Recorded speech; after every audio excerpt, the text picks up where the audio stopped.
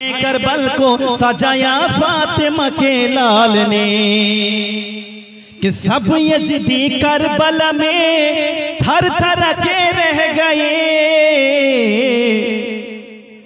सब यज़ीदी करबल में थर थर के रह गए कि सब यज़ीदी करबल में थर थर के रह गए। इस तरह नारा लगाया फातिमा के लाल ने, खाके करबल को सजाया फातिमा के लाल ने। मुसलमान बाबा जी भाई एक आवाज़টা বাড়িয়ে রাখো, আওয়াজটা একটু বাড়িয়ে রাখো। মুসলমান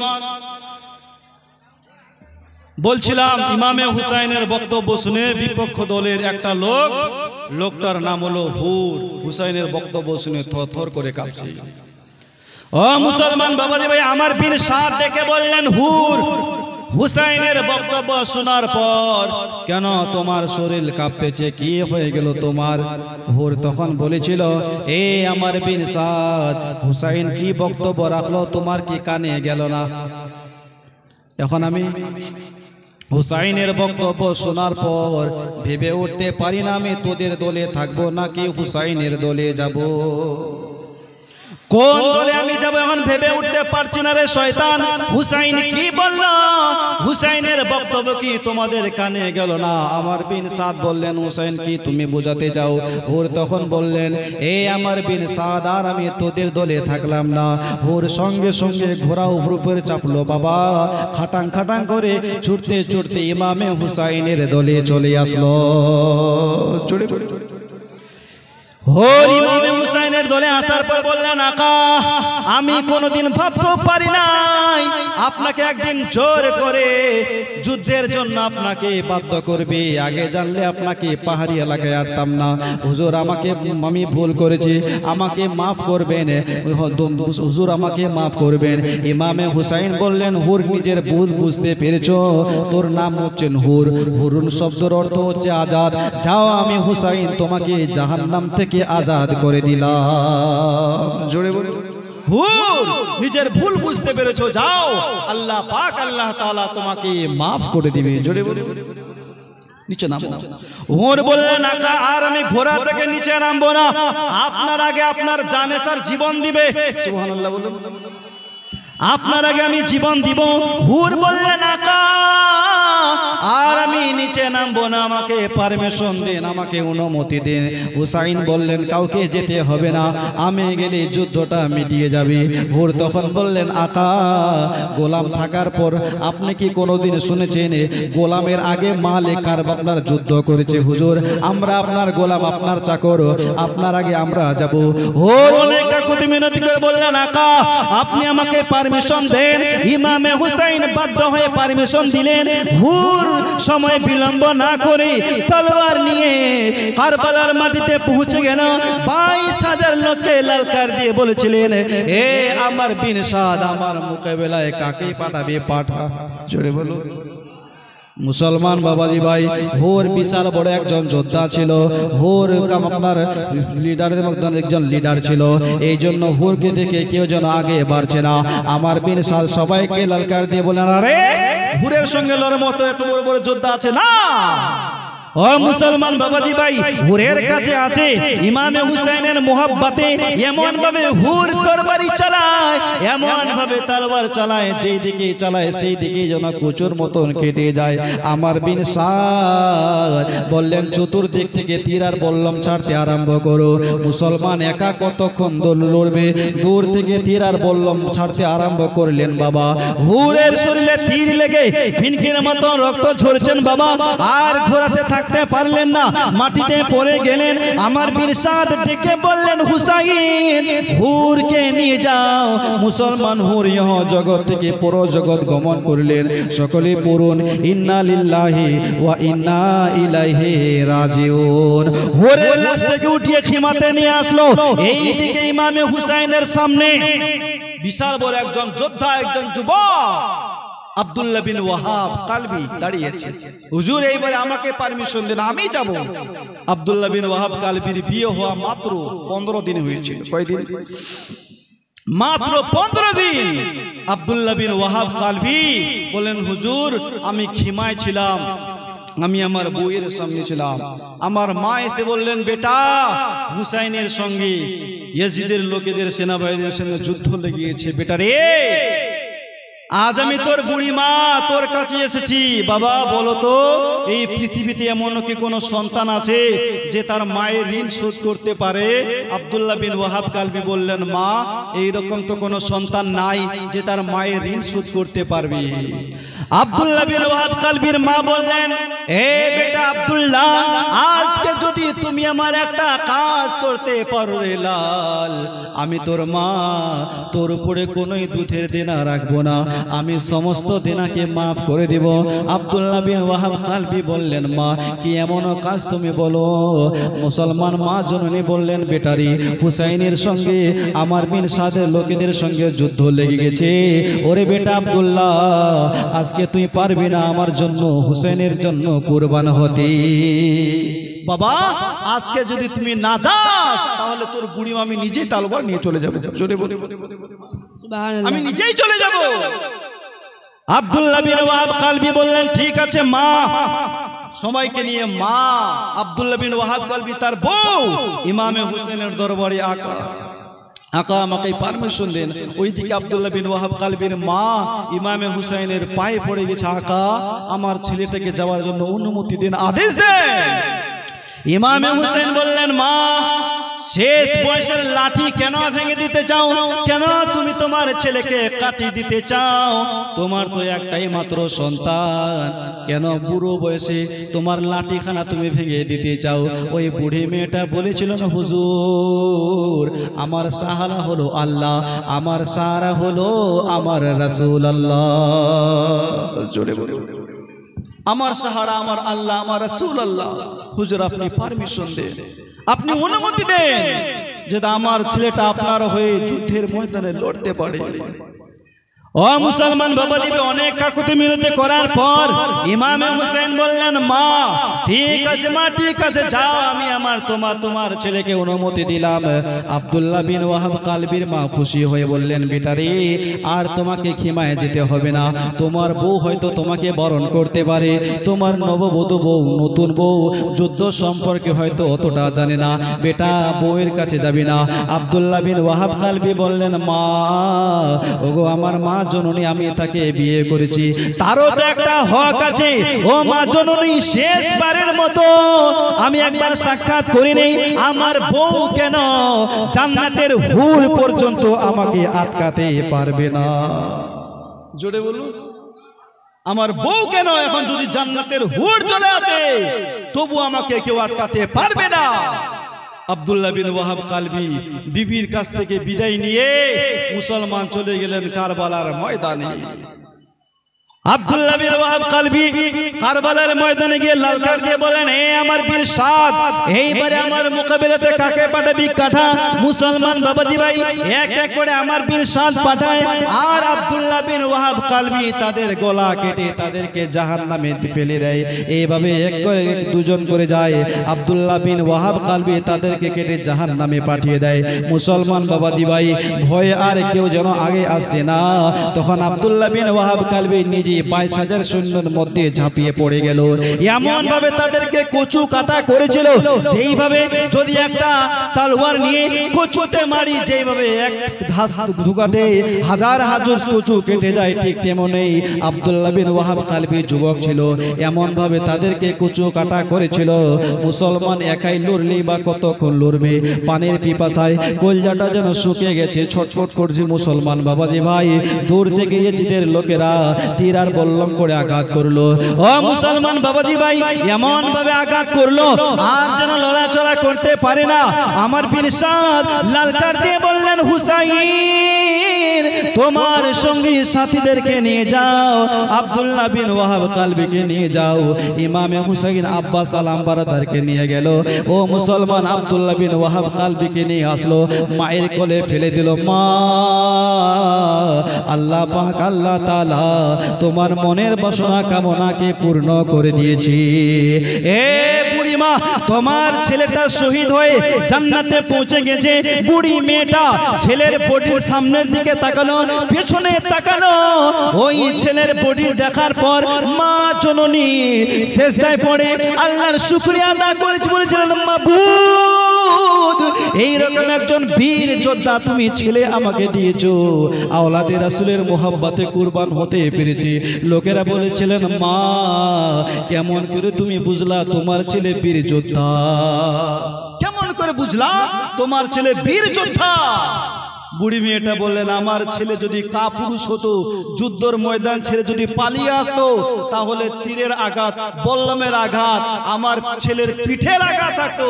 আমার ছেলের জটায় আঘাত লেগেছে, প্রত্যেকটা আঘাত সিনাতে লেগেছে। জোরে বলুন সুবহানাল্লাহ।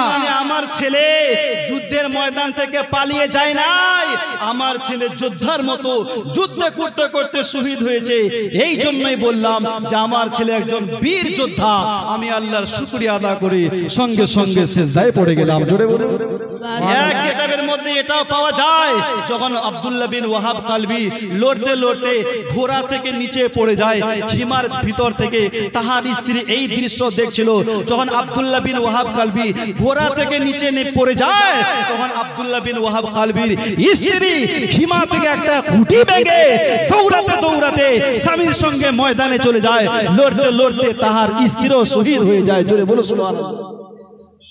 এক রাওয়ায়াতের মধ্যে পাওয়া যায়, ইমামে হুসাইন বারণ করেছিল, মা জিহাদের ময়দানে যেও না, মা জিহাদের ময়দানে যেও না, মহিলাদের জন্য জিহাদ হারাম, মহিলারা জিহাদ করতে পারবে না। ইমামে হুসাইনের কথা শুনে আব্দুল্লাহ বিন ওয়াহাব কালবির স্ত্রী যায় নাই। এক রাওয়ায়াতে আছে গিয়েছিল স্বামীর সঙ্গে, তার স্ত্রীও শহীদ হয়ে গিয়েছে। মুসলমান, আব্দুল্লাহ বিন ওয়াহাব কালবির লাশটা খিমাতে নিয়ে আসলো। আসতে নাই মা জাইনাব ইমামে হুসাইনের কাছে আসলো, ভাই আমাদের উপরে যা বিপদ, এই মুহূর্তে ভাই আমাদেরকে কিছু সাদকা করা দরকার, আমাদের কিছু সাদকা করা দরকার। ইমামে হুসাইন বলেছিলেন, বোন জাইনাব আমার কাছে এই মুহূর্তে টাকা নাই, পয়সা নাই, খানা নাই, দানা নাই, এজিদের লোকেরা পানীয় বন্ধ করে দিয়েছিল, বোন এখন আমি কি দান করব? তখন মা জাইনাব বলেছিলেন, ভাই আজ তোমাকে টাকা দান করতে হবে না, পয়সা দান করতে হবে না, সোনা চাঁদি দান করতে হবে না। আমার কাছে দুইটা চাঁদি আছে, দুইটা মুক্তা আছে। আমি কারবালার মাটিতে আমি আমার আওনো মুহাম্মদকে কুরবানি করে দিতে চাই। জোরে বলুন। হযরত জাইনাব বললেন, ভাই হুসাইন, এই যে তোমার ছোট ছোট ভাগনাদের দেখতে পাও, 8 বছর আর 10 বছরের বাচ্চা, আমি আমার কলেজার টুকরা আওনো মুহাম্মদকে কারবালার মাটিতে শহীদ করে দিতে চাই। ইমামে হুসাইন বলেছিলেন, বোন জাইনাব এ কথা আর তুমি একবার উচ্চারণ করবে না। আমি আমার বোনের কোলকে খালি করতে পারি না, আমি আমার ভাগনাদেরকে কাটিয়ে দিতে পারি না। হে আমার বোন জাইনাব, বাচ্চা দুটোকে নিয়ে খিমার ভিতরে যাও, বাচ্চা দুটোকে আরাম করতে বলো। মা জাইনাব তখন বলেছিল, হে আমার ভাই, শুধু যে আমি বলছি তা নয়, সকাল থেকে আমাকে বাচ্চারা বলে বলে বিরক্ত করছে। মা গো, ওগো আমার মা, একটু মামুজানকে বলো না, মা মামুজানকে বলো আমরাও কারবালার ময়দানে যাব, ইয়েজিদি সেনাবাহিনীদের সঙ্গে লড়াই করব। ও মুসলমান বাবাজি ভাই, বাচ্চা দুটোর কথা শুনে হযরত জাইনাবের জন্য বুকটা ফেটে যায়। ইমামে হুসাইনের কাছে আরজ করলেন, আকা এ আমার ভাই হুসাইন, আমার বাচ্চা দুটোকে পারমিশন দাও, আমি আমার বাচ্চা দুটোকে আওনো মুহাম্মদকে কারবালার মাটিতে লুটিয়ে দিব। মুসলমান বাবাজি ভাই, ইমামে হুসাইন বললেন আমি আমার বোনের কোলকে খালি করতে পারি না, আমি আমার ভাগনাদেরকে কাটিয়ে দিতে পারি না, হে আমার বোন তুমি জিদ করো না। মা জায়নাব তখন বললেন ভাই আজকে যদি তুমি আমাকে অনুমতি না দাও, কাল হাসরের ময়দানে আমি যখন আমার মায়ের সামনে দাঁড়াবো, আমার মা যখন জিজ্ঞাসা করবে বেটি জায়নাব আমার ছেলের সঙ্গে তুই কারবালাতে গিয়েছিলি রে মা, বলো আমার ছেলেকে কি দিয়ে তুই সাহায্য করেছো? এ আমার ভাই জায়নাব আজকে যদি অনুমতি দাও, আজকে যদি আমি আমার ছেলেদেরকে কাটিয়ে দিতে পারি, আমি আমার মায়ের সামনে উঁচু করে বলবো মা দেখো মা দেখো তোমার বেটি জায়নাব কি করেছে মা, তোমার ছেলে হুসাইনের আগে আমি আমার নিজের ছেলেদেরকে কাটিয়ে দিয়েছি। জোরে বলুন সুবহানাল্লাহ। আজকে যদি আমি আমার আওনো মুহাম্মাদের গলা কাটাতে পারি, শহীদ করাতে পারি, তাহলে আমার মায়ের সামনে উঁচু করে বলবো মা দেখো তোমার জায়নাব কি করেছে, তোমার হুসাইনের আগে আমি আমার নিজের আওনো মুহাম্মাদের গলাকে কাটিয়ে দিয়েছি, কুরবানি করে দিয়েছি। বারবার করে যখন কাকুতি মিনতি করে ইমামে হুসাইন শেষে রাজি হয়ে বললেন ঠিক আছে বাচ্চা দুটোকে আমি অনুমতি দিলাম। মা জায়নাব বাচ্চা দুটোকে নিয়ে খিমার ভিতরে গেল, পুরাতন পোশাকগুলো পরে আবার নতুন পোশাক পরালো, আপনার চোখের মধ্যে সুরমা লাগাচ্ছিল বাবা। শহর বানু এই দৃশ্য দেখে জিজ্ঞাসা করেছিল ও বোন জায়নাব কি করছো, কেন বাচ্চা দুটোকে নতুন পোশাক পরাও? হযরতে জায়নাব বললেন ভাবিজান আমি বাচ্চা দুটোকে জান্নাতের মেহমান সাজাচ্ছি। জোরে বলে আমি বাচ্চা দুটোকে জান্নাতের মেহমান সাজাচ্ছি, আমি বাচ্চা দুটোকে দুলহা সাজাচ্ছি, দুলহা। মুসলমান বাবাজি ভাই সুন্দরভাবে সাজালেন, নতুন পোশাক পরালেন, চোখে সুরমা লাগালেন, আতর লাগিয়ে দিয়ে মা জননী বললেন বেটা শেষবারের মতো একবার সিনাতে লেগে যা, একবার শেষবারের মতো মা মা বলে ডাক। মা জায়নাব বাচ্চা দুটোকে জড়িয়ে ধরে অঝর নয়নে কান্না করছে। আমার আল্লাহ পাক জিবরিল আলাইহিস সালামকে ডেকে বলেছিল জিবরাইল আজ যদি আমার নবী মুস্তাফার ইমতিহান না হতো তাহলে এই মা বেটাকে কিয়ামতের সকাল পর্যন্ত বুকে আগলে ধরে রেখে দিতাম। জোরে বলুন সুবহানাল্লাহ। আজ যদি আমার নবীর পরিবারের ইমতিহান না তো মা বেটাকে আগলে ধরে রেখে দিতাম। মুসলমান মা জায়নাব সিনার সঙ্গে জড়িয়ে ধরে অঝর নয়নে কান্না করে। মা জায়নাব বলছে বেটা রে পৃথিবীতে অনেক মা আছে, তারা দোয়া করে আল্লাহ ঠিকভাবে যাচ্ছে যাতে ঠিকভাবে বাড়িতে ফিরে, কিন্তু বেটা আজ আমি তোর মা তোদের জন্য দোয়া করছি ভালো করে যাচ্ছ যাতে শহীদ হয়ে কিয়ামতে ফিরো। জোরে বলো সুবহানাল্লাহ। আল্লাহ যাতে তোমাদের শহীদকে কবুল করে নেয়। মুসলমান বাবাজি ভাই মা জায়নাব বাচ্চা দুটোর হাতে ছোট ছোট তলোয়ার দিল আর বললেন যাও শেষবারের মতো মামুজনের পাদতলে চুম্বন দিয়ে দাও। বাবাজি ভাই মা জায়নাব বাচ্চাদের বলেছিল বাবা যদি ইয়াজিদের লোকেরা তোমাদেরকে জিজ্ঞাসা করে তোমরা কারা, বলো না আমরা হযরতে জায়নাবের সন্তান, বলো না আমরা হুসাইনের ভাগনা, এই কথা খবরদার বলবা না। যদি তারা জিজ্ঞাসা করে এটাই বলবে যে আমরা ইমামে হুসাইনের গোলাম। জোরে বলে ইমামে হুসাইনের গোলাম বলে পরিচয় দিবা। মুসলমান বাবাজি ভাই এই বাচ্চা দুটো ছোট ছোট তলোয়ার নিয়ে আপনার নেমে গেছেন, ছোট ছোট তলোয়ার নিয়ে ময়দানে নেমে গেছে।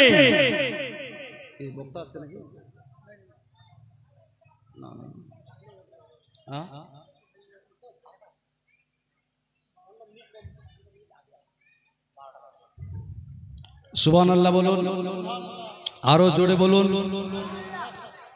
নারে তাকবীর, नारे रिसालत या रसूलुल्लाह, नारे रिसालत या रसूलुल्लाह। ये जीवन আমার ধন্য হলো তোমায় ভালোবেসে দিনে রাতে দরুদ পড়ি তোমারই নামে সুবহানাল্লাহ সুবহানাল্লাহ বেজাক আমার ধন্য হলো তোমায় ভালোবেসে দিনে রাতে দরুদ পড়ি তোমারই নামে ও গো মোদের দয়ার নবী পার করো গো তোড়ি ও গো মোদের দয়ার নবী পার করো গো তোড়ি ডাকে তোমায় বারে বারে তোমারি উম্মতি ইয়া নবী ইয়া নবী ইয়া নবী ইয়া নবী বলো ইয়া নবী या नबी या नबी या नबी या नबी या नबी ওগো সব হাজিরা চলে গেল তোমার ওই দেশে গরিবি বলে ওগো নবী যেতে পারি না যে সব হাজিরা চলে গেল তোমার ওই দেশে গরিবি বলে ওগো নবী যেতে পারি না যে টানা থাকলে ভোগো নবী উড়ে যেতাম আমি টানা থাকলে ভোগো নবী উড়ে যেতাম আমি চোখে দিতাম সুরমা বলি মদিনার ওই মাটি ইয়া নবী ইয়া নবী ইয়া নবী ইয়া নবী সবাই বলো ইয়া নবী या नबी ইয়া নবী ইয়া নবী ইয়া নবী ইয়া নবী या नबी या ওগো অবাক চোখে তাকিয়ে থাকে আকাশ মাঝে লক্ষ তারার মধ্যেও নবী তোমাকে খোঁজে অবাক চোখে তাকিয়ে থাকে আকাশ মাঝে লক্ষ তারার মধ্যেও নবী তোমাকে খোঁজে আমরা তোমার আশিক নবী দাও না চরণ ধুলি আমরা তোমার আশিক নবী দাও না চরণ ধুলি চোখে মুখে বুকে মেখে হব আমরা খুশি ইয়া নবী ইয়া নবী ইয়া নবী ইয়া নবী ইয়া নবী ইয়া নবী या नबी ইয়া নবী মুসলমান ছোট ছোট তলোয়ার মা ধরিয়ে দিলেন আর বললেন বেটা বলবা না ইয়েজিদের লোকেরা তোমাদেরকে জিজ্ঞাসা করবে তোমরা কারা বলবা না যে আমরা হুসাইনের ভাগনা বরং এটাই বলবা আমরা ইমামে হুসাইনের গোলাম জোরে বলো সুবহানাল্লাহ আমরা গোলাম বাচ্চা দুটো যখন তলোয়ার নিয়ে ময়দানে নেমেছে ছোট মনে করে কেউ লড়তে আসছে না কারণ ইয়েজিদের দলে যারাই ছিল সবাই বড় বড় যোদ্ধা পেহলওয়ান যে বাচ্চার সঙ্গে লড়তে যাব মান সম্মান থাকবে এরকম হয় কি হয় না ছোট ছোট বাচ্চা 8 বছর 10 বছরের বাচ্চা তো কেউ আগে বাড়ছে না আমার বিন সাদ বললেন বাবা তোমরা ইমামে হুসাইনের ভাগনা না বলছেন না আমরা ইমামে হুসাইনের ভাগনা নয় আমরা তো ইমামে হুসাইনের গোলাম জোরে বলো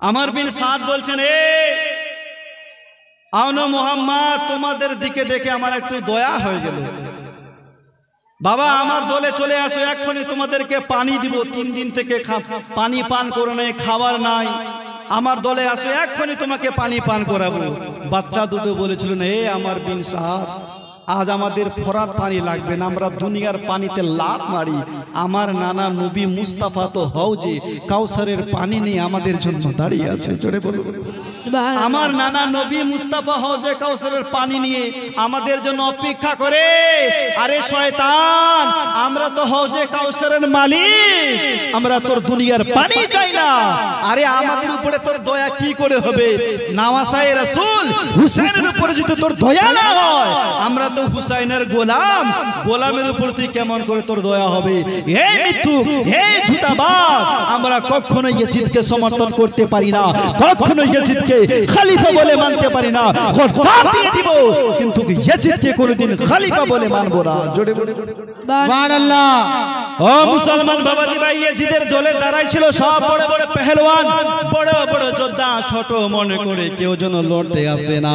তখন আনো মোহাম্মদ এক অপরকে ইশারা করে বললেন, হে আমার ভাই, আমাদেরকে ছোট মনে করে কেউ যেন লড়তে আসে না, চলো 22,000 সৈন্যের মধ্যে ঝাঁপিয়ে পড়ে যাব, এমন ভাবে লড়াই করব, এমন ভাবে তলোয়ার চালাবো ইয়াজিদের লোকজন বলতে বাধ্য হবে, ইয়াজিদ का घर भी क्या घर है, हुसैन का घर भी क्या घर है, अली का घर भी क्या घर है, जिसे देखो हर एक बच्चा, जिसे देखो शेरे खुदा मालूम होता है। सुभान अल्लाह। नारे तकबीर, नारे तकबीर, नारे रिसालत, शहीदे करबला, शहीदे करबला, अंजुमन गुलशने रजा। চলো এমন ভাবে তরবারি চালাবো, এমন ভাবে তলোয়ার চালাবো ইয়াজিদের লোকজন বলতে বাধ্য হবে, আলী কা ঘর ভি ক্যা ঘর है, जिसे देखो हर एक बच्चा, जिसे देखो शेरे खुदा मालूम होता है। বাঘের বাচ্চা বাঘ হয়, এরা তো বাঘের সন্তান, বাঘের ওরা। এই ছোট দুইটা বাচ্চা এমন ভাবে তরবারি চালায়, এমন ভাবে তলোয়ার চালায়, যারাই সামনে পড়ে কচু কাটা করে চলে যায়। আমার বিন সাদ বললেন, হায় রে, এত ছোট বাচ্চা, এত এই যে তলোয়ারের গতি, আবার 3 দিন থেকে খানা নাই, পানি নাই, যদি খাবার পানি পেটের মধ্যে থাকতো এই দুইটা বাচ্চা 22,000-এর জন্য কাফি হয়ে যেত। এই দুইটা বাচ্চা যদি পানি আর খাবার পেত তাহলে 22,000 সৈন্য এদের সঙ্গে লড়তে পারতো না। জোরে বলুন। 3 দিন থেকে খানা নাই, পানি নাই, তবুও এত তেজ, এত তীক্ষ্ণ, তাহলে পানি আর খানা হলে এরা কি অবস্থা করতো আমাদের? ও মুসলমান বাবাজি ভাই, এমন ভাবে তলোয়ার চালায়, মা জাইনাব খিমা থেকে বাচ্চা দুটোকে লড়তে দেখে মায়ের সিনাটা যেন ভরে গেছে। মুসলমান একা কতক্ষণ লড়বেন বাবা? 3 দিন থেকে পানি যে পান করতে পারে নাই, খাবার নাই। আমরা রোজার মাসে যখন রোজা রাখি, মুসলমান বিকাল বেলায় কেমন লাগে, মনে হচ্ছে কলিজাটা শুকিয়ে গেছে। এই বাচ্চা তো 3 দিন থেকে পানি পান করতে পারে নাই, কলিজাখানা শুকিয়ে গেছে। মুসলমান তাদের মধ্যে একজন দুষ্টু শয়তান পেছন দিক থেকে এমন ভাবে তরবারি চালালো, বড় ভাইয়ের গলা কেটে পড়ে গেল। ছোট ভাই ধরতে যাবেন বাবা, 2 জনাকে শহীদ করে দিল। সকলে বলুন ইন্না লিল্লাহি ওয়া ইন্না ইলাইহি রাজিউন। আমার বীর সাদ লালকার দিয়ে বললেন, হুসাইন তোমার ভাগনাদেরকে নিয়ে যাও, ইমামে হুসাইন রাদিয়াল্লাহু তাআলা আনহু আব্বা সালাম বারাদারকে নিয়ে কারবালার মাটিতে গেল। একজনাকে ইমামে হুসাইন নিয়েছেন, অপর জনাকে আপনার আব্বা সালাম বারাদার নিয়েছেন। খিমায় নিয়ে আসলো, হযরতে জয়নাবের কোলে দিয়ে দিল। হে বোন জাইনাব, রব্বুল আলামিন তোমার মনের বাসনা কামনাকে পূর্ণ করে দিয়েছি রে বগির, তোর বাচ্চা দুটো শহীদ হয়ে গেছে। মা জয়নাব বাচ্চা দুটোর লাশ দেখে সঙ্গে সঙ্গে সিজদায় পড়ে আমার আল্লাহর শুকরিয়া আদায় করে বললেন, মাবুদ আমি তো মনে মনে ভাবছিলাম হয়তো আমার আনো মুহাম্মাদের কুরবানি তুমি কবুল করবে না। ওগো আল্লাহ পাক, আল্লাহ তাআলা আমার আনো মুহাম্মাদের কুরবানিও তুমি কবুল করে নিয়েছো। বেটারে আর তুই মা মা বলে ডাকবি না রে বাবা। মুসলমান বাবাজি ভাই, বাচ্চা দুটো চোখ বন্ধ করে আছে। পৃথিবীতে অনেক ভাই হবে, অনেক বোন হবে, কিন্তু জাইনাবের মতন একটা বোনও আর পৃথিবীতে হবে না। ভাইয়ের জন্য নিজের সন্তানকে কারবালার মাটিতে কাটিয়ে দিলেন। ভাইয়ের জন্য কারবালার মাটিতে নিজের কলিজার সন্তান আওনো মুহাম্মদকে কাটিয়ে দিলেন, উম্মতের জন্য শহীদ করিয়ে দিলেন। মুসলমান বাবাজি ভাই, কেমন মোহাব্বত ছিল, কতটা ভালোবাসা ছিল। অধিকাংশ মানুষ আজ আহলে বাইতকে ভালোবাসে না, আহলে বাইতের সঙ্গে বুক রাখে। বাবা, যারা আহলে বাইতের সঙ্গে দুশ্মনী রাখে এদের জন্য জান্নাত হারাম। যারাই বুক রাখলো, আল্লাহর নবী বলছেন আহলে বাইতের সঙ্গে বুক রাখা আমি রাসূলুল্লাহর সঙ্গে বুক রাখা। আহলে বাইতকে ভালোবাসা, আমার নবীকে ভালোবাসা। আমার নবী বলছেন আমার আহলে বাইত হচ্ছেন নূহ আলাইহিস সালামের কাস্তির মতো। জোরে বলুন, আমার আহলে বাইত নূহ আলাইহিস সালামের কাস্তির মতো। যে কাস্তিতে সাওয়ার হয়ে গেল সে নাজাত, সে পার হয়ে গেল। যারা কাছ দিয়ে চললো না ডুবে মারা গেল, ঠিক তেমনি যারা আহলে বাইতের সঙ্গে থাকলো তারা নাজাত পেয়ে গেল, যারা আহলে বাইতকে ধরলো না তারা বরবাদ হয়ে গেল, দুনিয়া তো বরবাদ আখিরাতেও বরবাদ। মুসলমান বাবাজি ভাই, কবি ছন্দের মাধ্যমে বলছেন, একটু মোহাব্বতে বলুন ইয়া রাসূলুল্লাহ, আরো জোরে বলুন, একটু দুরূদ শরীফ পড়ুন তো ভাই। আল্লাহুম্মা সাল্লি আলা সাইয়্যিদিনা মাওলানা মুহাম্মদ ওয়া আলা আলিহি সাইয়্যিদিনা মাওলানা মুহাম্মদ। কে বিরহে দিল পড়ে ছারকার জি আমার ইয়া রাসূলুল্লাহ, বিরহে দিল পড়ে ছারকার জি আমার ইয়া রাসূলুল্লাহ, আমার কেউ নেই তুমি ছাড়া সাহারা ইয়া রাসূলুল্লাহ। সুবহানাল্লাহ। সরকার কি আমদ मरहबा जोड़ सरकार की आमद, मरहबा दिलदार की आमद, मरहबा हुजूर की आमद, मरहबा बिरोहे दिल पुड़े चढ़कर जिया मर या रसूल अल्लाह, बिरोहे दिल पुड़े चढ़कर जिया मर या रसूल अल्लाह, अमर क्यों नहीं तुम्हें छारा सहारा या रसूल अल्लाह।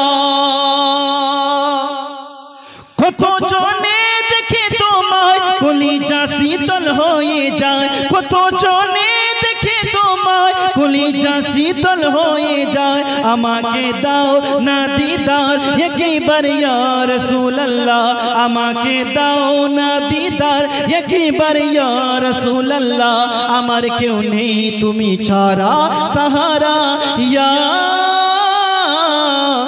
রাসূলুল্লাহ। जोर से बोलो सुभानअल्लाह, हाथ उठिए बोलूं तो या रसूल अल्लाह, या रसूलुल्लाह। আমরা নবীর গোলাম কি গোলাম না? আরে বলুন জোরে বলুন।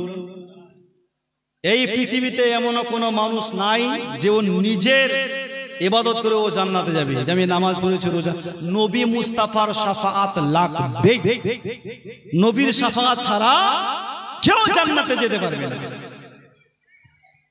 ওয়াহাবি দেওবন্দি গায়র মুকাল্লিদ এরা আমার রাসূল পাক সাল্লাল্লাহু তাআলা আলাইহি ওয়াসাল্লাম, এরা মুখে ভালোবাসে কিন্তু অন্তরে ভালোবাসে না, এরা অন্তরে ভালোবাসে না, এরা এখন বুঝবে না, এরা মরবে তারপর বুঝতে পারবে, মরলেই সোজা। আমরা নবীকে দাঁড়িয়ে দাঁড়িয়ে সালাম করি, ইয়া নবী সালামু আলাইকা, ইয়া রাসূল সালামু আলাইকা, সালাম করি কি করি না? কথা বলেন। এই সালামকে নিয়ে মুসলমানদের মধ্যেই এক ফিরকা ব্যঙ্গ করে, আমরা যখন মিলাদে পড়ি আল্লাহুম্মা পড়ি না ভাই, তো আমাদেরকে কি বলে জানেন? এই যে গীত শুরু করে দিল, বলে কি বলে না? এই ব্যঙ্গ আমরা আমাদের এইভাবে ব্যঙ্গ করছি। তো নবীকে আমরা দাঁড়িয়ে দাঁড়িয়ে সালাম করি, তো ওদের মধ্যে একজন মাস্টার জ্ঞানী গুণী একদিন আমাকে বলছেন, মৌলভী সাহেব এই যে নবীকে দাঁড়িয়ে দাঁড়িয়ে সালাম করেন, ইয়া নবী সালামু আলাইকা, ইয়া রাসূল সালামু আলাইকা, ইয়া হাবিব সালামু আলাইকা, সালাওয়াতুল্লাহ আলাইকা, এই যে নবীকে সকালবেলায় ফজরের নামাজের পর দাঁড়িয়ে দাঁড়িয়ে সালাম করেন, বলছেন মৌলভী সাহেব সালামু আলাইকা এর মানে আমি জানি, তবে ইয়া নবী এর বাংলা অর্থ কি হবে একটু বলবেন? ইয়া নবী এর বাংলা অর্থ কি হবে? আমি বললাম ভাই ইয়া নবী এর বাংলা অর্থ হচ্ছে এই নবী। ইয়া নবী মানে এই নবী। বলছেন মৌলভী সাহেব বাংলা থেকে দুটি বাক্য ব্যবহার হয়, একটি এই একটি ওই। এই বলা হয় নিকটের জন্য আর ওই বলা হয় দূরের জন্য। বলছেন মৌলভী সাহেব ইয়া নবীর অর্থ হচ্ছে এই, আর এই বলা হয় নিকটের জন্য। আমি ইসলামিক হিস্টোরি পড়ে যা জ্ঞান অর্জন করলাম তাতে দেখলাম নবীর জন্ম মক্কায়, হিজরত করে মদিনায় গিয়েছেন, সেইখানে ইন্তেকাল হয়েছে। আমাদের ভারতবর্ষ থেকে মদিনা বহু দূর, আপনারা নবীকে সালাম দিচ্ছেন ইয়া নবী সালামু আলাইকা বলে, ইয়া নবী বলা হয় নিকটের জন্য। নবী তো নিকটে নাই, নবী আছেন সোনার মদিনায় বহু দূরে। আপনারা নবীকে সালাম দেন, বারণ করব না, তবে ইয়া নবী না বলে ওই নবী বলে সালাম দেন। কি নবী বলে? ওই নবী। ওই নবী সালামু আলাইকা, ওই রাসূল সালামু আলাইকা। আপনারা ইয়া নবী কেন বলছেন এটাই মাথায় ঢোকে না। আপনারা কি মানে জানেন না? আপনারা কি তারজামা জানেন না? ইয়া নবীর অর্থ হচ্ছে এই নবী, এই বলা হয় নিকটের জন্য। নবীকে নিকটে আছে, নবী তো আছে সোনার মদিনায় বহু দূর, সালাম দেন ওই নবী বলে সালাম দেন, ইয়া নবী আপনি বলবেন না। আচ্ছা ইয়া নবী কেন বলছি মাথায় ঢুকে না, আপনার মাথায় ঢুকবে। আপনি কি করেন? তো বলছে আমি হাই স্কুলের মাস্টার। আমি বললাম মাস্টার সাহেব আপনি স্কুল থাকাকালীন কোনোদিন কি আপনার বাড়ির ম্যাডামের সঙ্গে কথা বলেছেন? বলে হ্যাঁ, প্রত্যেকদিন টিফিনের সময় 15 মিনিট করে কথা বলি। আমি বললাম কথা তো বলেন কিন্তু কিসের সাহায্যে? পকেট থেকে একটা মোবাইল বের করলো, এই যে দেখেন মোবাইলের সাহায্যে। জিজ্ঞাসা করলাম মাস্টার মশাই কি মোবাইল ব্যবহার করেন? তো বললেন স্যামসাং।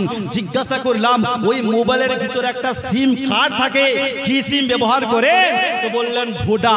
আমি বললাম নিশ্চয়ই এলাকায় কোনো ভোডা টাওয়ার আছে, বলেই তো ভোডা সিম ব্যবহার করেন। বলছেন হ্যাঁ মৌলভী সাহেব আছে। জিজ্ঞাসা করলাম কোথায়? পার্শ্বে একটা বিশাল বড় ভোডার টাওয়ার ছিল, ওই যে টাওয়ারটা দেখছেন ওটাই ভোডার টাওয়ার। দেখতে পাচ্ছি, তবুও বলছে ভাই কই? দেখালেন ওই। আবার বললাম কই? দেখালেন ওই। কথাটাকে 3 বার রিপিট করলাম। তারপরই বললাম মাস্টার সাহেব আপনার মোবাইল থেকে ফোন করব, একটু মোবাইলটা দেবেন? বলে হ্যাঁ মোবাইলটা দিবেন। মোবাইলটা হাতে নিলাম, হাতে নেওয়ার পর বললাম মাস্টার সাহেব টাওয়ার তো ওইখানে আছে বুঝলাম, কিন্তু আপনার মোবাইলে টাওয়ার আছে না নাই? বলছে কেমন কথা বলছেন, এত দামি মোবাইল ব্যবহার করে টাওয়ার থাকবে না? এই যে মোবাইলের উপরে 5টি খুঁটি দেখতে পান এটাই হচ্ছে টাওয়ার। দেখতে পাচ্ছি তবুও বলছে ভাই কই? দেখালেন এই। আবার বললাম কই? দেখালেন এই। আবার বললাম কই? দেখালেন এই। আমি বললাম মাস্টার সাহেব আপনার মোবাইল থেকে ফোন করব না, কিছুক্ষণ আগে আপনাকে জিজ্ঞাসা করলাম কি মোবাইল ব্যবহার করেন, আপনি বললেন স্যামসাং। জিজ্ঞাসা করলাম কি সিম ব্যবহার করেন, আপনি বললেন ভোডা। আপনাকে জিজ্ঞাসা করলাম টাওয়ার কোথায়, আপনি দেখালেন ওই। এখন বলছি টাওয়ার কোথায়, আপনি দেখাচ্ছেন এই। ওই বাদ দিয়ে এই কেন দেখালেন? এটারই উত্তর চাই, জোরে বলুন, আরো জোরে। ওই বাদ দিয়ে এই কেন দেখালেন, এটারই উত্তর চাই। বলছেন মৌলভী সাহেব আপনারা তো মৌলভী মানুষ, বিজ্ঞান পড়েননি তাই বুঝতে পারেন না। টাওয়ারের কানেকশন হাওয়ার সাথে, হাওয়া যেই দিকে দৌড়াবে টাওয়ার গিয়ে সেখানে পৌঁছে যাবে। আমিও বললাম মাস্টার সাহেব আপনি হাদিস ও কোরআন পড়েন নাই, আপনার টাওয়ারের কানেকশন যেমন হাওয়ার সাথে, আমার নবী মুস্তাফার কানেকশন আল্লাহর সাথে। জোরে বলুন সুবহানাল্লাহ। নবীর কানেকশন আল্লাহর সাথে। আপনি যেখান থেকেই আমার নবীকে সালাম দিবেন, আমার নবী সমস্ত সালাম শুনতে পায় এবং সমস্ত সালামের উত্তর দিয়ে থাকে। জোরে বলুন সুবহানাল্লাহ। বলছেন মৌলভী সাহেব নিজের মন গড়া কথা বললে মেনে নেব? নবীর কানেকশন আল্লাহর সাথে হাদিস ও কোরআনে দেখাতে পারবেন? আমি বললাম ভাই হাদিসে দেখাবো নাকি কোরআনে? বলছে হাদিসে দেখান। আমি বললাম আবু দাউদ শরীফ খুলেন প্রথম খণ্ড কিতাবুল মানাসিকের লাস্ট চ্যাপ্টার সাফা নম্বর 279 মধ্যে আল্লাহর নবী দো জাহানের বাদশা বলছেন মা মিন আহাদিন ইউসাল্লিমু আলাইয়া ইল্লা রাদ্দাল্লাহু আলাইয়া রূহি হাত্তা আরুদ্দা আলাইহিস সালাম। নবী আমার বলছেন হে আমার উম্মত বর্গরা, তোমাদের মধ্যে কেউ যখন আমাকে সালাম দেয়, সালাম জানায়, রব্বুল আলামিন আমার রূহকে ফিরিয়ে দেয়। জোরে বলুন আমার রূহকে ফিরিয়ে দেয়। কেন ফিরিয়ে দেয়? যাতে আমি আমার আশিকদের সালামের উত্তর দিতে পারি। জোরে বলুন সুবহানাল্লাহ। মাস্টার শোনার পর বলছেন মৌলানা হাদিসে আছে বুঝলাম, হাদিস তো জালও হতে পারে। দেখুন কত বড় শয়তান, হাদিস জালও হতে পারে। আপনি কোরআনে দেখান, কোরআনে কোন রকমের জালিয়াতি নাই। আমি বললাম ভাই চিন্তা করছেন কেন? আমার আল্লাহ কোরআনেও বলেছে আন-নাবিয়্যু আওলা বিল মুমিনিনা মিন আনফুসিহিম। আমার নবী মুস্তাফা প্রত্যেকটি মুমিন ব্যক্তির নফসের চাইতে বেশি নিকটে আছে। আমি বললাম মাস্টার সাহেব আপনি যদি মুমিন হয়ে থাকেন মনে করবেন নবী আপনার সিনায় আছে, আপনি যদি বেঈমান হয়ে থাকেন মনে করবেন নবী মদিনায় আছে। আরে कौन कहता है कि नबी मदीने है, आशिकों का कहना है नबी हर आशिकों के सीने में। একটু জোরে লাগান সুবহানাল্লাহ। নবী মুস্তাফা আমাদের সিনাতে আছে, আমাদের সিনাতে ঢুকে আছে। আমরা আহলে সুন্নাত ওয়াল জামাতের মানুষ, আমাদের আকীদা হলো নবী মদিনাতেও আছে। এই মুহূর্তে নবী এই জালসাতেও আছে। আমাদের আকীদা হলো নবী মদিনাতেও আছে, নবী আমাদের বাড়িতেও আছে, নবী মদিনাতেও আছে, নবী মসজিদেও আছে, নবী মদিনাতেও আছে, নবী মাদ্রাসাও আছে, নবী মদিনাতেও আছে। এই মুহূর্তে আমার নবী মুস্তাফা আমার সিনাতেও আছে। জোরে বলুন সুবহানাল্লাহ। এটাই হচ্ছে আহলে সুন্নাত ওয়াল জামাতের আকীদা। এই জন্য তো একজন কবি সুন্দর মাধ্যমে বলছেন, একটু মুহাব্বতে বলেন সুবহানাল্লাহ। কে সোনার মদিনা বহু দূরে কিন্তু মদিনাওয়ালা আমার অন্তরে। জোরে বলুন সুবহানাল্লাহ। সোনার মদিনা বহু দূরে কিন্তু মদিনাওয়ালা আমার অন্তরে, আমার অন্তর সুরে মদিনায় আছে রে, মদিনা মদিনা বলে জিকির করে রে। জোরে বলুন সুবহানাল্লাহ। যে গেছে একবার সোনার মদিনা তার মনে আর কোনো দুঃখ রইল না। যাই হোক, আমি একটু নিজের ওয়াজের দিকে চলে যাই, আমার আর বেশিক্ষণ সময় নাই। ইমামে হুসাইনের জীবনী দুদিনে কি আর বলবো ভাই, ছোট মোটো ইতিহাস, বিশাল বড় একটা ইতিহাস। তো আও